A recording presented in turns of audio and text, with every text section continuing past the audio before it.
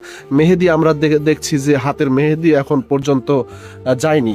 শরীর স্পষ্ট করবে না, ওষুধ খাইলে ওতে কিছু হইবে না। আসলে তোমার যে সমস্যাটা এটা কি তোমার শাশুড়িকে খুলে বলছো? বিয়ের বয়স মাত্র 9 দিন, হাতের মেহেদির রং তখনও পুরোপুরি মুছে যায়নি। নতুন সংসার, নতুন স্বপ্ন আর নতুন ভবিষ্যৎ নিয়ে ব্যস্ত থাকার কথা ছিল এই নবদম্পতির। কিন্তু সেই সুখের সংসারেই ঘটে গেল এমন এক ঘটনা যা মুহূর্তের মধ্যে স্তব্ধ করে দেয় পুরো এলাকাকে। যে ঘরে কয়েকদিন আগেও বিয়ের আনন্দ ছিল, সেই ঘর থেকে উদ্ধার করা হয় নববিবাহিত যুবক মামুনের নিথর দেহ। কিন্তু প্রশ্ন হচ্ছে, বিয়ের মাত্র 9 দিনের মাথায় কেন এমন সিদ্ধান্ত নিলেন তিনি? কেন নববধূ খাদিজা স্বামীর ঘরে না থেকে সেদিন রাতে শাশুড়ির সঙ্গে ঘুমাতে গিয়েছিলেন? আর সেই রাতে আসলে কি ঘটেছিল এই নতুন সংসারে? মানে পুতের বউ আপনার ঘরে ছিল, আর ছেলে কোথায় ছিল? হ্যাঁ ঘরে ছিল। মানে রাত্রে দুজন এক জায়গায় ছিল না? না। আচ্ছা, মানে এই যে আপনার ছেলে বিয়ে করছে, ওর বয়স কত? 27-28 বছর না? এই বিয়ে করছে কয় মাস? 9 দিন। 9 দিন, মানে 9 দিনের মাথায় আপনার ছেলে মারা গেল। আসলে মূলত বিষয়টা আসলে এখানে কিছু লুকিয়ে আছে, আমরা জানি। এই যে মামুনের বউ কালকে যে রাত্রে যে ঘটনাটা হয়েছে, আসলে কি বলছিল আপনাকে? আপনি তো মোটামুটি জানেন, আসলে কি হয়েছে একটু বলেন তো। দুজনে হয়েছে, হ্যাঁ পরে হ্যাঁ একটু সমস্যা আছে, সেজন্য হে বলছে যে আমার শরীর স্পষ্ট করবে না। মানে কি বলছে? বলছে ভাই হে। আচ্ছা, পরে হেরা কইছে যে আরে নিয়ে যাও আমার কাছ থেকে। পরে আমরা কইছি না, আমরা নিমখ সেই জায়গায় থাকবো, পরে নিয়ে যাও। তাই আমরা বুঝছি যে রাগ থামলে হে পরে আইতে দিবে ঘরে। পরে আমি কইতে তুমি যাই আম্মুর ঘরে যাই বসো। ঘটনাটি বরগুনার তালতলী উপজেলা সোনাকাটা ইউনিয়নে। স্থানীয় সূত্রে জানা যায়, পারিবারিকভাবে বিয়ে হয়েছিল মামুন ও খাদিজার। বিয়ের পর ভালোভাবেই সংসার চলছিল তাদের, কিন্তু এরই মাঝে হুট করে স্বামীর সাথে একই ঘরে একই বিছানায় থাকতে অস্বীকৃতি জানান স্ত্রী। মানে এরা রাত্রে তুমি ছিল না? শাশুড়ির কাছে ছিলাম। শাশুড়ির কাছে না? তারপরে এই ঘটনা কখন দেখলা? এসে সকালে কয়টার দিকে? সকাল 8টার দিকে এরকম আমার আম্মু শাশুড়ি ছাগল বের করছে, তো ওই সময় আইসে ঘরে ডাকাডাকি করছে, দেখে যে খোলে না। পরে এইকুল করে কোন ফুপা দিয়ে জানি টুকি দিয়ে দেখছে যে এরকম ঝলতে আছে সে। পরে এরকম সবাই আমার মেজোদে করে ডাইকে আনছে, আইনে তারা বাইর করছে। পরে যখন চিল্লাচিল্লি করছে, আমি তখন ঘুম দিয়ে উঠে এসে দেখি যে এরকম অবস্থা। 9 দিনের মাথায় আসলে তোমার স্বামী তোমাকে ছেড়ে এই পৃথিবী ছেড়ে চলে গেল। আসলে হাতের মেহেদি আমরা দেখছি যে হাতের মেহেদি এখন পর্যন্ত যায়নি। আসলে এই তোমাদের বিয়েটা কি আসলে সম্পর্কের মাধ্যমে ছিল নাকি না পারিবারিকভাবে? মূলত তার একটু মাথায় সমস্যা ছিল। তোমার স্বামীর? জি। আর বিয়ে করেছিল সে? না। হ্যাঁ না, কাকা বলছে আমার বাবার সাথে কথাবার্তা বলছে। তারপরে একদিন আমার শ্বশুর আর শাশুড়ি যে আমাকে দেখে আসছে, তারা ওই দেখে আসে তারিখ দিয়ে আসছে যে ঈদের কুরবানির পরেই বিয়ে হবে, এই রবিবার। খাদিজা জানান, বিয়ের কয়েকদিন পরেই তার শরীর খারাপ হয়। বিষয়টি তার স্বামীকে জানালেও কোনো লাভ হয়নি, উল্টো তার উপর জোর জবরদস্তি শুরু করে। স্বামীকে কয়েকটা দিন অপেক্ষা করার কথা বললেও তাতে সে কর্ণপাত করেনি। ঘটনার দিন রাতে স্ত্রীর সাথে শারীরিক মেলামেশা করতে চায় মামুন। তাদের মাঝে কথা কাটাকাটি হয়। ঘটনার এক পর্যায়ে স্বামীর রুম থেকে বেরিয়ে শাশুড়ির সাথে ঘুমাতে যায় সে।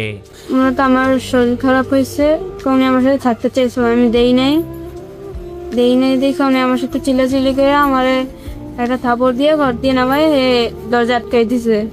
তা আমি বলছি আমার শাশুড়ির ডাইকে আনছি, সে আনার পরে আমার নিয়ে অনেকক্ষণ দরজাটা হয়েছে যে ওরে উঠা ঘরে দরজা খোল, সে আর খোলে না, আমার পাঠাই দিছে। পরে মা আবার আমার শোয়াই দিয়ে এসছে ঘরে। সে আইসে আবার ডাকাডাকি করছে যে দরজা খোল, তোর লগে আমার কথা আছে।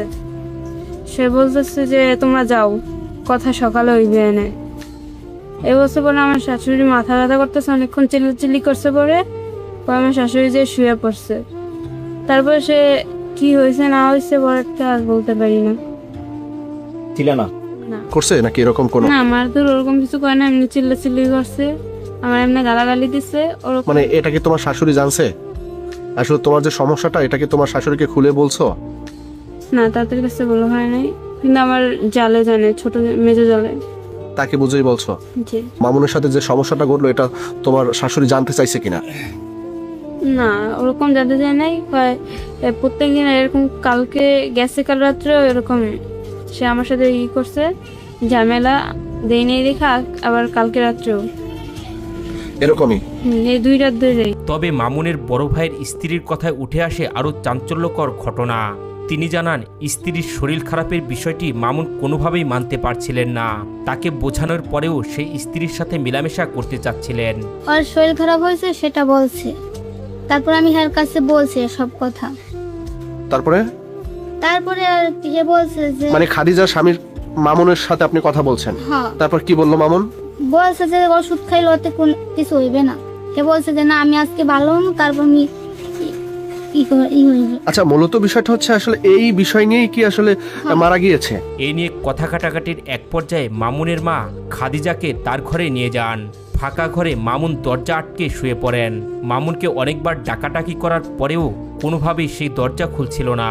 সকালবেলা ঘুম থেকে উঠে মামুনের নিথর দেহ ঘরের ভেতর দেখতে পান তারা। পরে ভাইয়ের কইতে ভাই দরজা খোলেন, আমার শাশুড়ি কয় মামুন দরজা খোল। কয় আমি দরজা খুলমু, তুমি ঘরে যাও, তুমি ঘরে যাও, যাই হোক। কয় দুয়ার খোল, আরে ঘরে দিয়ে যাবো। কয় তুমি ঘরে যাও। পরে হে ঘরে গেছে, যাই বইছে। এই ঘটনায় এলাকা জুড়ে নেমে এসেছে শোকের ছায়া। মামুনের এভাবে অকালে চলে যাওয়া কোনোভাবেই মানতে পারছিল না তার স্বজনরা। স্থানীয়দের অনেকেই বলছেন পারিবারিক সমস্যাগুলো যদি সময় মতো সমাধান করা যেত তাহলে হয়তো এমন মর্মান্তিক পরিণতি এড়ানো যেত। আগের বউ ছিল একটা, তার ছেলে ঢাকা থাকে, তার এই বরগুনাকে বিয়ে করছে, পরে একটু মনে হয়েছে স্বামী স্ত্রী। পরে ওই মাইয়ার ওলার মায় যাই কইছে বউ আমার দ্বারাও আরো একার হয়েছে। তারপরও বক্স বাজাইছে, রাইতে একটা দেখছে জীবিত। পরে সকালবেলা ফোন দিয়ে মেম্বার কারো শুনছো কি ফোন দিয়েছে চলে গিয়েছি। কি অবস্থা? যাই দেখছি যে নিচে ওই আর মাইয়ার ভাই ওই পোলার ভাই নাকি নামাই সারা আসছিল রশিতে। আসলে যতটুকু জানলাম যে 9 দিন বিয়ের বয়স, আসলে বউর সাথে এরকম কি ঘটতে পারে আপনারা কি মনে করেন? কইছে পারিবারিক কি কইছে, এই মহিলারা কইছে না, ওই সময় তোর জিজ্ঞেস আমরা জিজ্ঞি নেই, ওই মহিলার বলছে যে দুজন একটু মনামনি হয়েছে কথার কাটাকাটি। যে সংসার ঘিরে ছিল হাজারো স্বপ্ন, নতুন জীবনের পরিকল্পনা আর সুখের প্রত্যাশা, সেই সংসারে কয়েকদিনের ব্যবধানে পরিণত হলো এক গভীর শোকের গল্পে। খাদিজার দাবি শারীরিক অসুস্থতার কারণে তিনি স্বামীর কাছে কিছুটা সময় চেয়েছিলেন, কিন্তু সেই অপেক্ষাটুকু যেন শেষ পর্যন্ত কাল হয়ে দাঁড়ায়। একদিকে নববধূর অসুস্থতা, অন্যদিকে স্বামীর মানসিক অস্থিরতা, দুয়ের টানাপোড়েনে একটি নতুন সম্পর্কের সূচনা শেষ হয়ে গেল একটি মর্মান্তিক পরিণতিতে। এই ঘটনা নিয়ে আপনাদের মতামত কি? কমেন্ট করে জানাতে ভুলবেন না।